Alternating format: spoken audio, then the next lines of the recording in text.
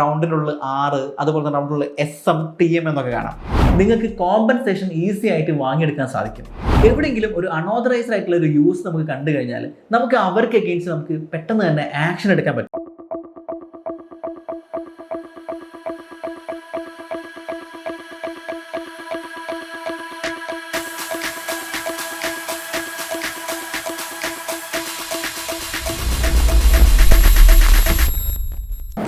പലപ്പോഴും സൂപ്പർ മാർക്കറ്റിലൊക്കെ പോകുന്ന സമയത്ത് നമ്മൾ പാക്കറ്റ് കാര്യങ്ങളൊക്കെ എടുത്തു കഴിഞ്ഞാൽ അതിൻ്റെ മുകളിലായിട്ട് ബ്രാൻഡിൻ്റെ അടുത്തായിട്ട് ചിലപ്പോൾ TM, അതായത് റൗണ്ടിലുള്ള TM എന്ന് കാണാം, അല്ലെങ്കിൽ റൗണ്ടിലുള്ള R എന്നൊക്കെ കാണാം.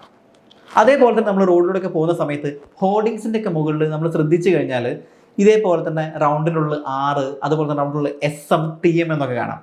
ഇത് നമ്മുടെ ട്രേഡ് മാർക്കിനെയാണ് സൂചിപ്പിക്കുന്നത്. ഇതിൽ TM എന്ന് പറഞ്ഞു കഴിഞ്ഞാൽ നമ്മൾ ട്രേഡ് മാർക്കായിട്ട് നമ്മൾ ക്ലെയിം ചെയ്യുന്നുണ്ട്, പക്ഷേ രജിസ്ട്രേഷൻ കിട്ടിയിട്ടില്ല. അതായത് ട്രേഡ് മാർക്കിന് വേണ്ടി നമ്മൾ അപ്ലിക്കേഷൻ കൊടുത്തു, പക്ഷേ രജിസ്ട്രേഷൻ കിട്ടില്ല. അതിനാണ് നമ്മൾ TM എന്ന് നമ്മൾ സൂചിപ്പിക്കുന്നത്. റൗണ്ടിനുള്ളിൽ ടോപ്പ് റൈറ്റ് കോർണറായിട്ട് റൗണ്ടിനുള്ളിൽ TM എന്ന് കാണിച്ചിട്ടുണ്ടായിരിക്കും. ഇനി R എന്ന് പറഞ്ഞു കഴിഞ്ഞാൽ നമുക്കറിയാം ഇത് രജിസ്റ്റേർഡ് ട്രേഡ് മാർക്കിനെയാണ് നമ്മൾ R എന്ന് കാണിക്കുന്നത്. ഇനി റൗണ്ടിനുള്ളിൽ SM ആണെങ്കിൽ അത് സർവീസ് റിലേറ്റഡ് കാര്യങ്ങൾക്കാണ് നമ്മൾ SM നമ്മൾ യൂസ് ചെയ്യുന്നത്. ഇത് സിമിലർ ടു TM തന്നെയാണ്, നമ്മൾ അപ്ലൈ ചെയ്തിട്ടുണ്ട്, പക്ഷേ നമ്മൾ രജിസ്ട്രേഷനിലേക്ക് എത്തിയിട്ടില്ല. ഇനി എന്തുകൊണ്ടാണ് നമ്മളിങ്ങനെ കാണിക്കുന്നത്, അല്ലെങ്കിൽ നമുക്ക് ഇങ്ങനെ ചെയ്തത് കൊണ്ടുള്ള ഗുണം എന്തൊക്കെയാണ്? നോർമലി എപ്പോഴും ഒരു ട്രേഡ് മാർക്കിൻ്റെ കേസിലൊക്കെ മിസ്യൂസ് നടക്കുന്ന ഒരു സന്ദർഭങ്ങൾ ഉണ്ടാവാറുണ്ട്. അപ്പോൾ അതുകൊണ്ട് തന്നെ പലപ്പോഴും നമുക്ക് ഇങ്ങനെയുള്ള മിസ്യൂസ് കാര്യങ്ങൾ നമുക്ക് ഒഴിവാക്കാൻ വേണ്ടി നമ്മൾ ഇങ്ങനെയുള്ള സിമ്പിൾസ് കാര്യങ്ങൾ യൂസ് ചെയ്യുന്നത് നമുക്ക് വളരെ യൂസ്ഫുൾ ആണ്.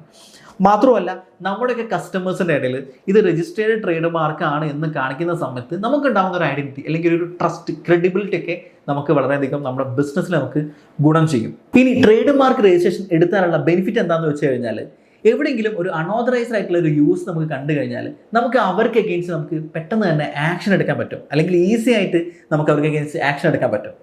മാത്രമല്ല നമ്മുടെ കസ്റ്റമേഴ്സിൻ്റെ ഇടയിൽ നമുക്കൊരു ക്രെഡിബിലിറ്റി അല്ലെങ്കിൽ ഒരു ട്രസ്റ്റ് നമുക്ക് ബിൽഡ് ചെയ്യാൻ സാധിക്കും. ഇനി ട്രേഡ് മാർക്ക് രജിസ്ട്രേഷൻ എടുത്തു കഴിഞ്ഞാൽ 10 വർഷത്തേക്ക് നമ്മുടെ ആ ബ്രാൻഡ് പ്രൊട്ടക്റ്റഡ് ആണ്. മാത്രമല്ല ബിസിനസ് എക്സ്പാൻഷൻ്റെ സമയത്ത് നമുക്ക് ട്രേഡ് മാർക്ക് രജിസ്റ്റേർഡ് ആണെന്നുണ്ടെങ്കിൽ, നിങ്ങൾ ഫ്രാഞ്ചൈസി കാര്യങ്ങളിലേക്ക് പോവുകയാണെന്നുണ്ടെങ്കിൽ ട്രേഡ് മാർക്ക് രജിസ്ട്രേഷൻ ഏറ്റവും ഇമ്പോർട്ടൻ്റ് ആയിട്ടുള്ളൊരു കാര്യമാണ്.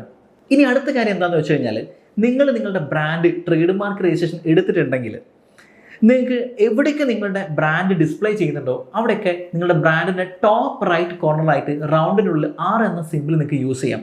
അപ്പോൾ ഇങ്ങനെ യൂസ് ചെയ്യുന്നത് കൊണ്ട് തന്നെ നിങ്ങളുടെ കോമ്പറ്റീറ്റേഴ്സിൻ്റെ അടുത്താവട്ടെ, നിങ്ങളുടെ കസ്റ്റമേഴ്സിൻ്റെ അടുത്താവട്ടെ, അല്ലെങ്കിൽ പബ്ലിക്കിൻ്റെ ഇടയിലാണെങ്കിലും നമ്മൾ ലീഗലി പ്രൊട്ടക്റ്റഡ് ആണ് എന്നുള്ളത് നമുക്ക് അറിയിക്കാൻ വേണ്ടി സാധിക്കും.